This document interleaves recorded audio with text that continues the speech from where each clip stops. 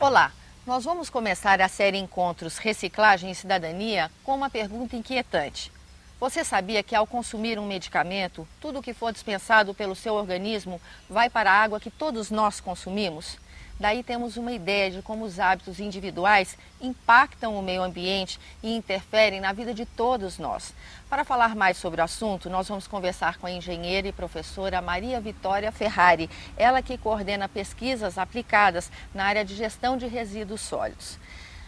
Obrigada pela sua presença no nosso programa, professora. Por aí nós temos uma ideia de como os hábitos impactam o meio ambiente. A senhora poderia falar um pouco mais sobre esse assunto? Tânia, nós temos cada vez mais pessoas vivendo na cidade. Então, cada vez mais as pessoas estão mais próximas umas das outras. Então, o somatório das nossas atitudes individuais, embora não nos pareça, faz uma grande diferença no todo. Por exemplo, você estava citando sobre o consumo de remédios. A indústria farmacêutica vende trilhões de remédios por ano e todos nós consumimos remédios e também dispensamos, às vezes, remédios cuja receita não foi gasta até o final. Tudo isso, como você mesma disse, vai parar na água. E o somatório das atitudes individuais soma uma grande concentração de resíduos no ambiente.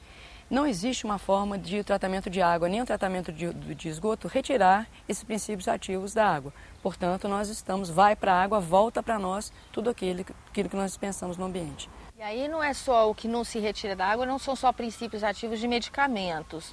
Eu lembro que numa conversa que tivemos, a senhora me falou sobre as moléculas químicas inventadas e eu achei assim assustador. A senhora podia falar sobre isso conosco? Tânia, o ser humano ele tem um modo diferente de pensar dos sistemas da natureza. Como que a natureza funciona? Com os processos circulares. Então a matéria é produzida a partir da fotossíntese, né? As plantas fabricam toda a matéria orgânica e depois há também um processo de engenharia, digamos assim, da natureza para a desmontagem desses compostos formados. Então, num ciclo contínuo, a matéria é formada e decomposta. Os seres humanos criamos, né, a capacidade de inventar várias substâncias, várias moléculas, materiais para o nosso conforto, para o nosso bem-estar. Só que a gente fabrica num processo linear e esquece que a gente também precisa de um processo de desmontagem para que a gente não acumule resíduos no meio ambiente. Um desses exemplos é a quantidade de moléculas sintéticas que nós temos hoje. Cerca de 20 mil moléculas, das quais 14 mil não se conhece. Quais são os efeitos que poderiam causar no ambiente. Ou seja, ao se lançar isso como resíduo, sem uma gestão apropriada desse resíduo, isso não é biodegradado, isso vai ter outra consequência. A senhora me ensinou que tudo que se consome, ou bem ou mal, uma hora acaba na água. Nós somos seres que viemos da água. Quase 80% do nosso corpo é água, 3/4 do planeta é água. Água é um elemento que é o solvente universal. Talvez, né, não digamos que é o mais importante, mas é um meio essencial para a vida. E tudo aquilo que a gente lança no ambiente, nesses processos lineares de produção, se for parar no solo, por exemplo, por meio da água, ele vai ser solubilizado, levado pelos lençóis freáticos ou para os cursos de água. E é essa mesma água que nós captamos para beber, para consumir no meio, ou seja, a gente faz uma concentração dessas substâncias ao lançar tudo no ambiente.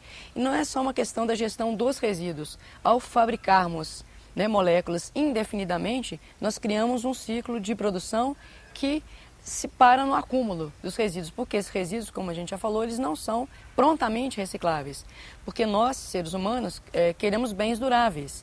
Quando a gente fabrica substâncias, quando a gente fabrica moléculas, quando a gente faz materiais, construção, nós pensamos na durabilidade, na sustentabilidade, que aquilo dure para nós para sempre. Só que a gente esquece também que esse pode ter um impacto. Por exemplo, quando a gente faz substâncias, a gente acumula substâncias para produzir energia, como as pilhas e baterias. Nós precisamos de energia, assim, não só como energia solar. E para movimentar nossos aparelhos, a gente fabrica pilhas e baterias. Para fabricar essas pilhas e baterias, a gente toma substâncias ou elementos químicos que estão dispersos no ambiente e vamos acumulando, produzindo e acumulando essas substâncias que podem ser tóxicas acumuladas nessas pilhas e baterias.